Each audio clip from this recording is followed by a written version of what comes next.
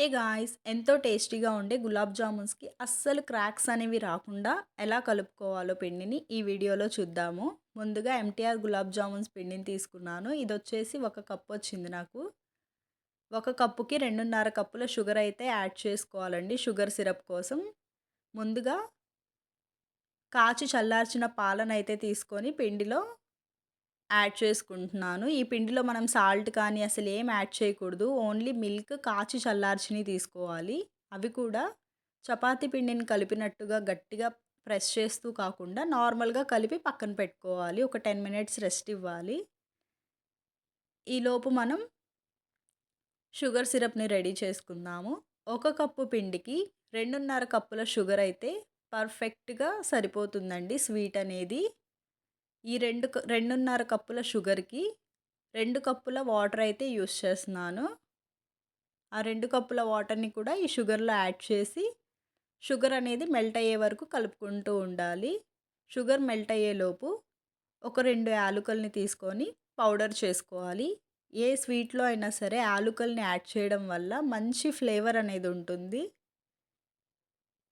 ఇప్పుడు ఈ యాలుకల పౌడర్‌ని కూడా షుగర్ సిరప్‌లో యాడ్ చేసుకున్న తర్వాత, ఇక్కడ మనకు పాకం అనేది గట్టిగా వచ్చేసేయాలని ఏమీ లేదండి. లైట్‌గా జిగట తగిలితే చాలు.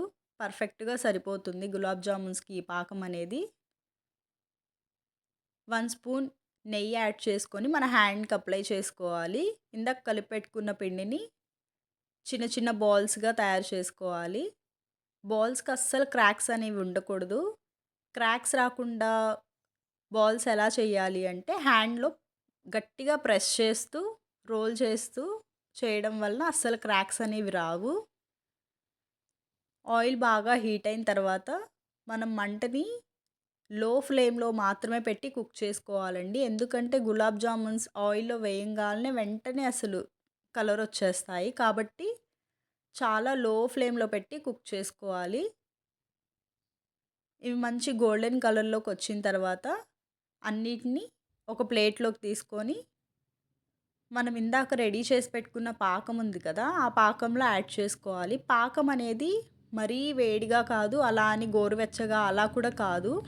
మనం రెడీ చేసుకున్న వెంటనే ఈ బాల్స్ అన్నీ ప్రిపేర్ చేసి ఆయిల్‌లో ఫ్రై చేసిన తర్వాత వెంటనే తీసి పాకంలో వేసేయాలండి. ఇలా చేయడం వల్ల పాకం అనేది అంత వేడి తగ్గిపోకుండా ఉంటుంది. నేను చూపిస్తున్న ప్రాసెస్‌లో మాత్రమే ట్రై చేయండి. చాలా పర్ఫెక్ట్‌గా వస్తాయి. పాకం అనేది వేడిగా ఉన్నప్పుడు వేయడం వల్ల ఆ షుగర్ సిరప్ అనేది బాగా అబ్జర్వ్ చేసుకుంటాయి గులాబ్ జామున్స్. లేదంటే అంతగా అబ్జర్వ్ చేసుకోవు. మీకు కనుక వీడియో నచ్చినట్టయితే లైక్ చేయండి, షేర్ చేయండి, కామెంట్ చేయండి. Please subscribe Triveni Ram vlogs. Thank you for watching.